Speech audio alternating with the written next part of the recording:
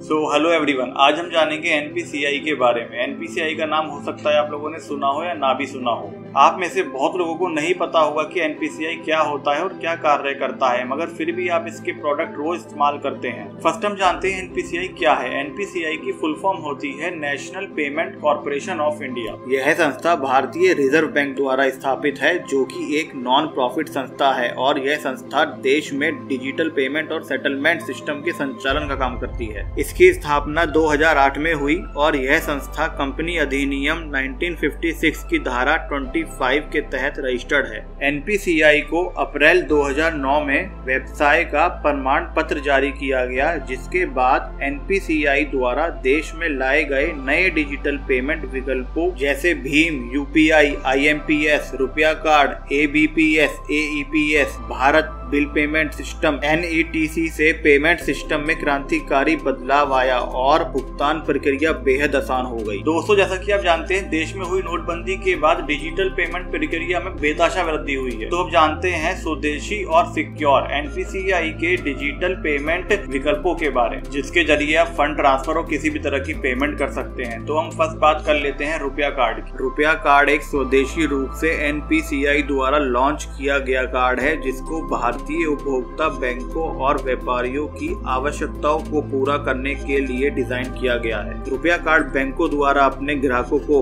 Debit card और credit card की सुविधा प्रदान कराता है। जैसा कि आप जानते हैं, पहले भारत को विदेशी कंपनी के कार्ड नेटवर्क जैसे वीजा या मास्टर कार्ड के ऊपर निर्भर रहना पड़ता था, परंतु अब एनपीसीआई ने रुपया कार्ड को देश के लिए विकसित किया, जिसका प्रयोग अब करोड़ों भारतवासी कर रहे हैं। दोस्तों, अगर आपको कार्ड नेटवर्क का अर्थ समझ में नहीं आया और आप जानना चाहते हैं कि कार्ड नेटवर्क क्या होता है और वीजा कार्ड, मास्टर कार्ड, रुपया कार्ड में क्या अंतर है, तो इसके ऊपर हमने एक डिटेल वीडियो बना रखी है, जिसका लिंक मैं नीचे डिस्क्रिप्शन और ऊपर आई बटन में दे दूंगा, आप जाकर के देख सकते हैं। अब जान लेते हैं एपीबीएस क्या है। एपीबीएस की फुल फॉर्म होती है आधार पेमेंट ब्रिज सिस्टम, जो कि डीबीटी यानी डायरेक्ट बेनिफिट ट्रांसफर सेवा के रूप में काम करती है। इसका प्रयोग सरकार द्वारा बाहरी पैमाने पर किया जाता है, जैसे कि लोगों को गैस सब्सिडी देने में, स्टूडेंट्स को स्कॉलरशिप देने में। दरअसल इसका प्रयोग सरकारी धनराशि को सीधे आधार के माध्यम से बैंक खाते में भेजने में प्रयोग होता है। एबीपीएस का प्रयोग केवल सरकार द्वारा किया जाता है, यह आम लोगों के प्रयोग के लिए नहीं बना है। इस सेवा के माध्यम से आम जनता को सरकार द्वारा लाभ दिया जाता है। अब जानते हैं एईपीएस क्या है। एईपीएस की फुल फॉर्म होती है आधार इनेबल पेमेंट सिस्टम, जो कि एनपीसीआई द्वारा विकसित किया गया एक ऐसा सिस्टम है जो लोगों को आधार नंबर और उनके फिंगरप्रिंट स्कैन की मदद से वेरिफिकेशन करके माइक्रो एटीएम द्वारा फाइनेंशियल ट्रांजैक्शन करने की अनुमति देता है। अब आप सोच रहे होंगे कि माइक्रो एटीएम क्या होता है। जब आप किसी मॉल में या स्टोर में खरीदारी करने जाते हैं, तो वहां एटीएम कार्ड या क्रेडिट कार्ड से पेमेंट करने का विकल्प भी होता है। यह काम उनके पास मौजूद कार्ड स्वैपिंग मशीन से होता है। उस मशीन में कार्ड लगाने पर पासवर्ड मांगा जाता है, जिसे डालकर आप पेमेंट पूरा करते हैं। लगभग इसी तरह से माइक्रो एटीएम मशीन भी वर्क करती है, बस उसमें कस्टमर की पहचान करने के लिए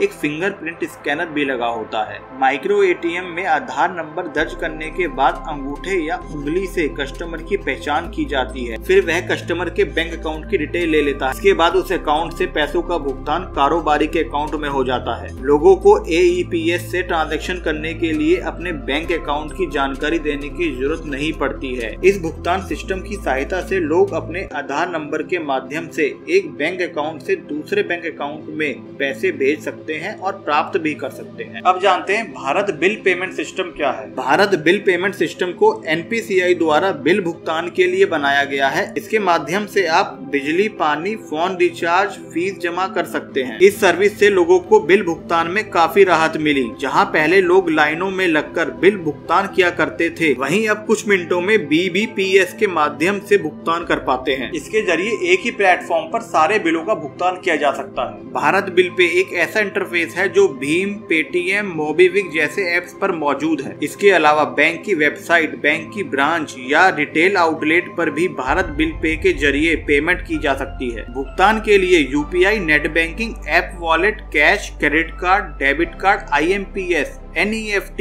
या आधार बेस्ड पेमेंट का इस्तेमाल किया जाता है। अब जान लेते हैं NETC क्या है। NETC की फुल फॉर्म होती है नेशनल इलेक्ट्रॉनिक टोल कलेक्शन, जिसे national payment corporation of India द्वारा हाल ही में टोल प्लाजा पर भुगतान लेने के लिए बनाया गया है। टोल प्लाजा पर टोल कलेक्शन सिस्टम से होने वाली परेशानियों का हल निकालने के लिए भारत में इलेक्ट्रॉनिक टोल कलेक्शन सिस्टम शुरू किया गया। यह सिस्टम या कहें फास्ट टैग स्कीम भारत में सबसे पहले 2014 में शुरू की गई, जिसे धीरे धीरे पूरे देश के टोल प्लाजास पर लागू किया गया। फास्ट टैग सिस्टम की मदद से आप टोल प्लाजा पर बिना रुके अपना टोल टैक्स दे सकते हैं। बस आपको वाहन के विंड स्क्रीन पर फास्ट टैग स्टिकर लगाना होता है और इसमें रेडियो फ्रिक्वेंसी आइडेंटिफिकेशन लगा होता है। जैसे ही आपकी गाड़ी टोल प्लाजा के पास पहुंचती है तो टोल प्लाजा पर लगा सेंसर आपके वाहन के विंड स्क्रीन में लगे फास्ट टैग के संपर्क में आते ही आपके फास्ट टैग अकाउंट से उस टोल प्लाजा पर लगने वाला शुल्क काट लेता है और आप वहां बिना रुके अपना टोल टैक्स भुगतान कर देते हैं। वाहन में लगा यह टैग आपके प्रीपेड अकाउंट एक्टिव होते ही अपना काम शुरू कर देता है। वहीं जब आपके फास्टैग अकाउंट की राशि खत्म हो जाएगी तो आपको दोबारा से अपना फास्टैग अकाउंट रिचार्ज करवाना पड़ेगा। फास्टैग की वैलिडिटी 5 ईयर्स तक होती है, यानी 5 ईयर बाद आपको नया फास्टैग अपनी गाड़ी पर लगवाना होता है। अब बात कर लेते हैं IMPS की। IMPS की फुल फॉर्म होती है इमीडिएट पेमेंट सर्विस, जो कि एक पेमेंट ट्रांसफर मेथड है। इस सेवा को 22 नवंबर 2010 को NPCI द्वारा लॉन्च किया गया था। इसका उपयोग ऑनलाइन इंटरनेट बैंकिंग के जरिए पैसों को एक बैंक अकाउंट से दूसरे बैंक अकाउंट में भेजने के लिए किया जाता है। इसका उपयोग करके हम 1 रुपए से लेकर 50,000 रुपए तक की राशि कुछ ही मिनटों में एक खाते से दूसरे खाते में भेज सकते हैं। अब बात कर लेते हैं USSD की, जिसकी फुल फॉर्म होती है अनस्ट्रक्चर्ड सप्लीमेंट्री सर्विस डेटा। यह एक ऐसी सर्विस है जिसके सभी कोड स्टार से शुरू होकर हैश पर खत्म होते हैं और इन कोड्स का इस्तेमाल करने के लिए आपको किसी प्रकार के इंटरनेट सर्विस की जरूरत नहीं पड़ती है। बस आपको USSD कोड को अपने फोन में डायल करना होता है, जिसके बाद आपको मैसेज के जरिए इंफॉर्मेशन प्राप्त होती है। इसके विकास की बात करें तो USSD कोड को *99 हैश का बैंकिंग रूप मिला है। पहले इन कोड्स को सिर्फ मोबाइल का बैलेंस पता करने के लिए यूज किया जाता था, लेकिन अब USSD कोड के जरिए आप बैंक के लगभग सभी सुविधा जैसे फंड ट्रांसफर करना, बैंक अकाउंट की जानकारी प्राप्त करना,